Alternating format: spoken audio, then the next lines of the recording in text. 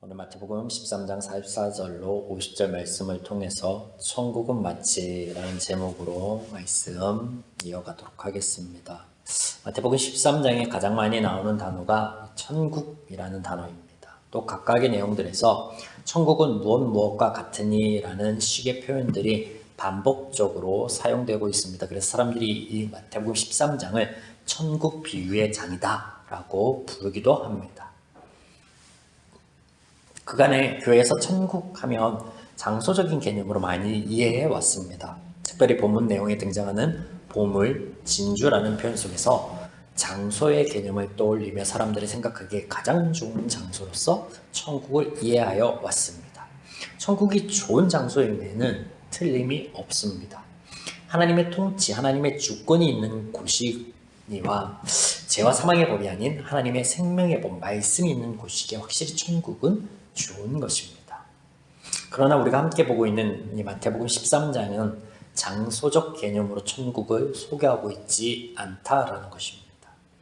13장에서 소개하고 있는 천국에 대해 한번 나열해 보겠습니다. 먼저 13장 1절에서 23절 말씀에 보시면 네 가지 땅의 비유에서 천국에 대해서 이 천국은 말씀임을 말씀하고 있습니다. 자, 이 이후에 천국에 대한 말씀드립니다. 24절 천국은 좋은 씨를 제 밭에 뿌린 사람과 같으니 31절 천국은 마치 사람이 자기 밭에 갖다 심은 겨자씨 하나를 같으니 33절 천국은 마치 여자가 가로 서말 속에 갖다 넣어 전부 부풀게 한 누룩과 같으니 44절 천국은 마치 밭에 감추인 보화와 같으니 45절 또 천국은 마치 좋은 진주를 구하는 장사와 같으니 47절 천국은 마치 바다에 치고 각종 물고기를 모은 그물과 같으니. 어떻습니까? 장소적 개념으로 이해하거나 우리가 받아들일 만한 어떤 구절이 있습니까? 아니, 오히려 이렇게 떼어놓고 열거해 보니까 도무지 천국이 무엇인지에 대해서 감이 안 옵니다. 각 말씀들의 연결점 찾기가 쉽지 않다라는 것이죠. 지금 성경은 우리에게 천국의 상태, 모습을 알려주기 위함이 아닙니다. 하나님의 사역, 즉 그리스도의 일하심으로부터 오게 될 결과, 또 누리게 될 결과에 대해서 말씀하여 주시고 계신다라는 거예요.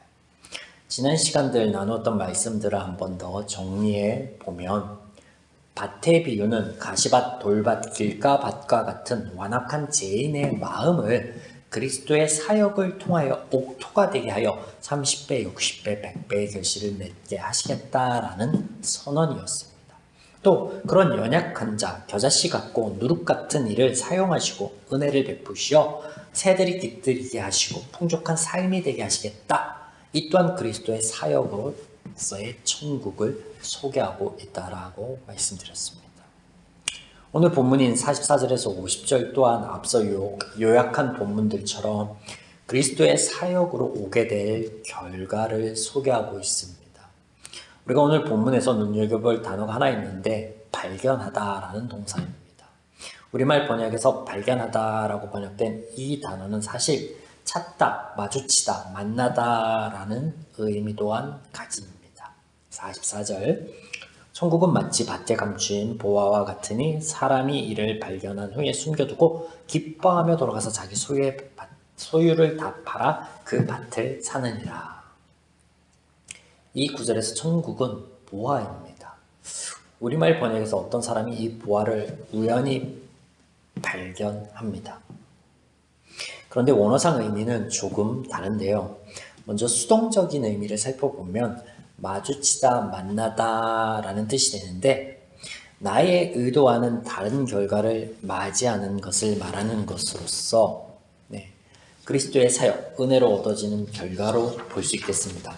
그래서 그렇게 은혜로 얻은 것이 깨달아질 때 지금 내가 가지고 있는 그 모든 것보다 귀하고 소중한 것이구나. 이렇게 깨닫게 되는 것을 말씀하시는 것처럼 볼 수 있는데 그렇지 않습니다. 이 한 구절만 보면 그렇게 해석되겠지만 이어지는 두 개의 비유에서 그 의미를 같이 하여 보면 수동적인 의미에서 마주치다, 만나다라는 의미보다는요, 능동적인 의미에서 찾다라고 보아야 해석이 일관되게 되어집니다. 그래서 만나다, 마주치다, 우연히 만나다, 마주치다가 아니라 능동적으로 찾고, 구하고 이런 의미로 봐야 된다는 거죠. 여기서 중요한 것은 그렇게 찾는 주체가 우리가 아닌 하나님이라는 거예요. 그리스도다라는 거예요.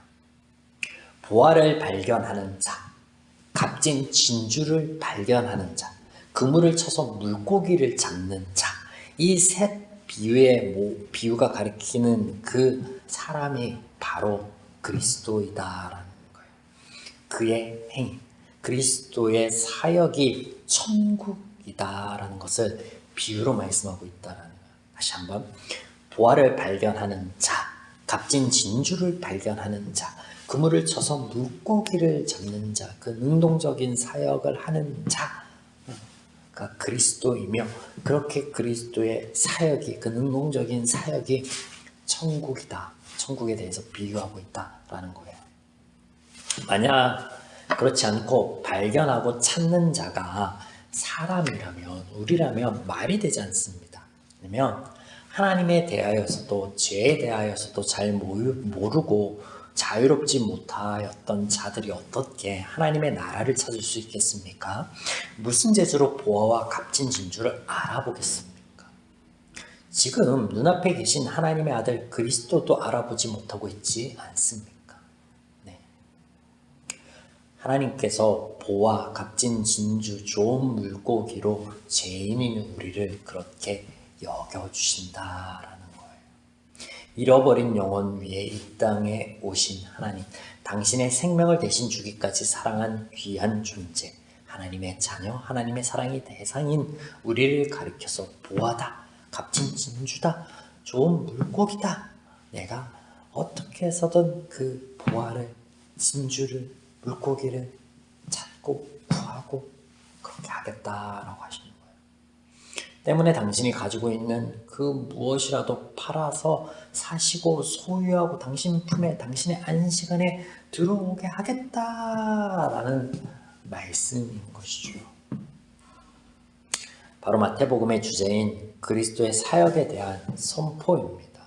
한 가지 더 오해할 수 있는 구절이 있는데 49, 50절입니다. 세상 끝에 관한 내용은 사람에 관한 것이 아닙니다. 이 49절과 50절이 사람에 관한 내용이 아니라고요. 13장 24절에서 30절의 비유로 말씀하심과 같은 것인데 악한 영에 대한 말씀이에요. 세상 끝에도 이러하리라. 천사들이 와서 의인 중에서 악인을 갈라내어 풀무불에 던져 넣으리니 거기서 울며 이를 갈리라. 여기에서 의인, 악인, 그러니까 마치 사람처럼 여겨지는데 세상 끝날에 죄에 대한 심판, 사단에 대한 심판을 또한 비유로 말씀하십니다. 말씀을 마무리 짓겠습니다. 오늘 본문에서 말씀하시는 천국은 그리스도의 사역의 결과입니다. 저와 여러분이 이미 그 결과 안에 있습니다. 우리를 위하여 하나님께서 그리스도로서 더 하실 사역이란 없습니다. 이제 우리에겐 하나님 안에 받은 은혜를 깨달아 누릴 길만 있을 뿐입니다. 그리스도의 일하심과 그 결과 천국을 가진 자로 우리는 이미 받은 그 은혜 안에 하루를 감사하며 누리며 살아갈 수 있기를 주님의 이름으로 간절히 축원드립니다. 아멘.